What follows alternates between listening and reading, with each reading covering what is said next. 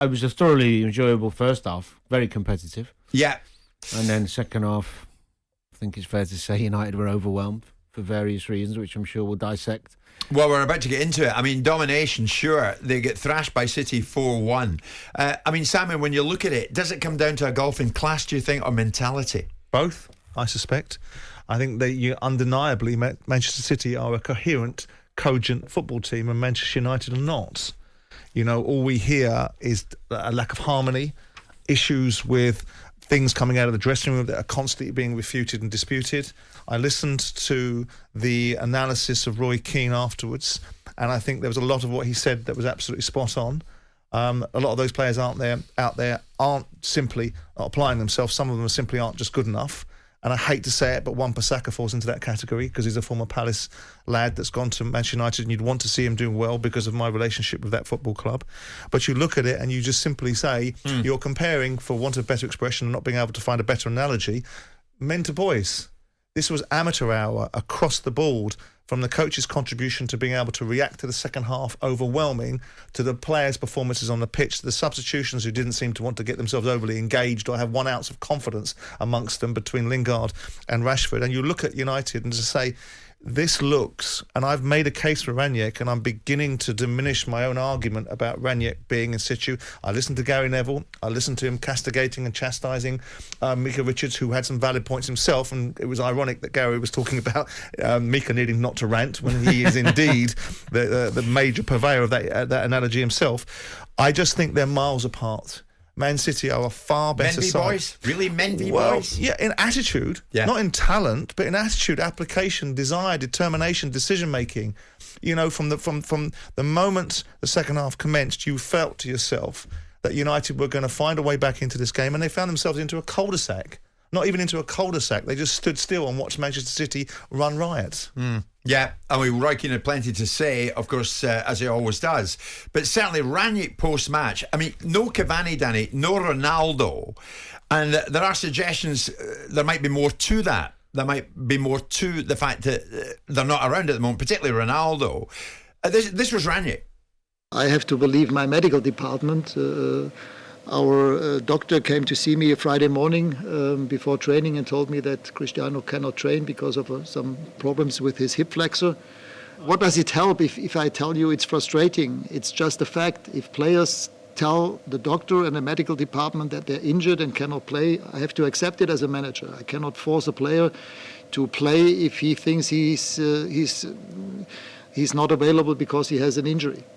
I mean, some people, Danny, including Keane, are saying, there's more to that. Are we reading too much into this? Well, I don't know. Right? The big question with that statement is, did he know he wasn't playing and then decide? Was the team already selected or not? That would change it for me, depending on what the answer was. So rather than looking at who was there, who wasn't there and why, you can only judge what was on the pitch. I've been a little bit critical of Ranić for various reasons, and I still don't think he's the man for the job. But yesterday was more a case of players taking some responsibility for themselves. The first half, they set up with a tactical plan, which was obviously the manager's plan. In Fernandes and Pogba both playing as false nines, if you like. A little bit of a 4-4-2 in many ways. They went high. They tried to press the ball. Brave.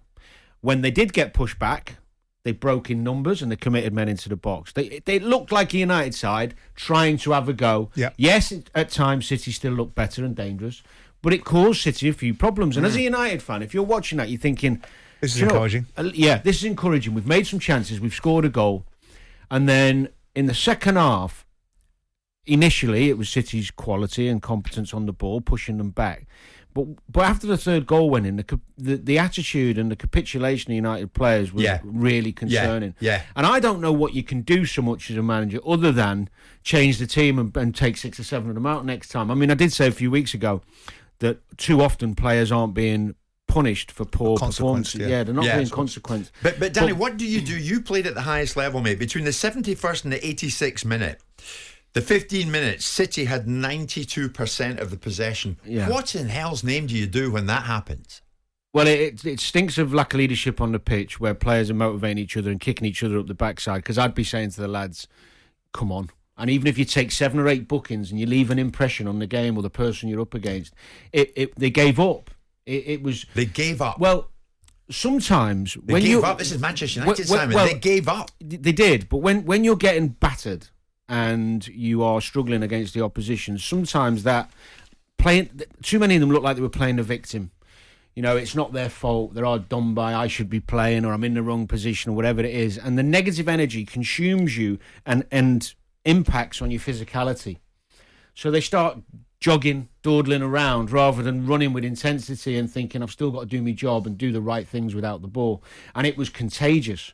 They were all at it. Yeah. You know, none of them were encouraging each other and getting after each other. When you are being suffocated like that, Danny, how much is your personal pride affected?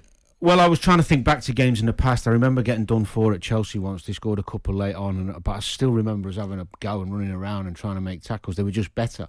There's a difference between, I mean, if it was in isolation, if United had won the last 4 or 5 and were sitting in 3rd or 4th, and the attitude had been good, and we hadn't been talking on here week in, week out about not running back, not winning 50-50s, you know, all these different things, fine, you could probably just say, you know, on the day they've been done and they've realised they can't get back in.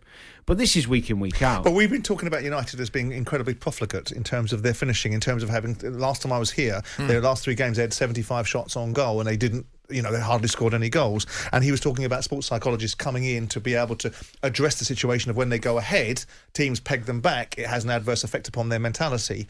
I'm all for attributing blame to players. It's my stock in trade to do so. But you have to accept the fact that players are a byproduct of management. Correct. And team reflects leadership. If those players think they can drop the ball in literal terms, to that degree, then it's down to the message being communicated to the manager. There was once upon a time a desire for players to play through injury or to never want to lose their place and never want to be ruled out through injury. These players are ruling themselves out through injury.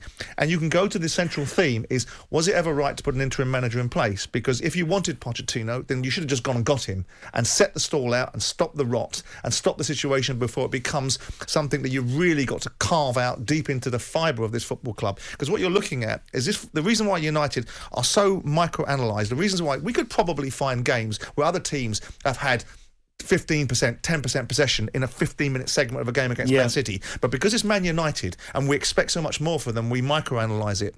And this is the casualty of Manchester United allowing Ole Gunnar Solskjaer to be in place for 3 years and allowing this standard to drop, not making decisions, not having leadership in the boardroom that understands really what it's doing on the football pitch. Off it, we get that. We can deliver team talk.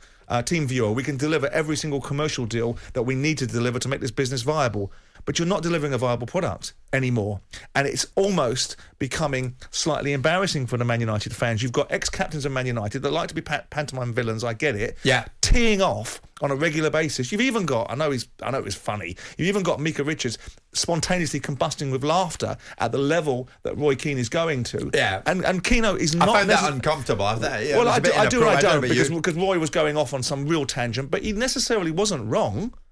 So much of that United performance in the second half was just inexplicable, and it wasn't just down to Man City being so much better. No, it was to do with Man United being so bloody bad. It's a continuation of what you talked about for months with what's gone on before. You know, you look at Chelsea putting interim managers in the past. Di Matteo, they brought him in the end of winning the Champions League. Avram Grant was a penalty kick away from winning the Champions League. Rafa Benitez went in interim and won the UEFA Cup. So if you're going into a group that's got a good mentality and a good professionalism about them and has been managed well before, then it gives you half a chance. This is not a group like that. So this result, 4-1 City, and it was a battering. It was humiliation for United. Does it come down more to a golf in class or mentality? Give us a call if you fancy doing that. 03717 223344 81089. Jim White and Simon Jordan, Monday to Thursday morning 10 till 1 on AM, on DAB, via the talkSPORT app and on your smart speaker. talkSPORT.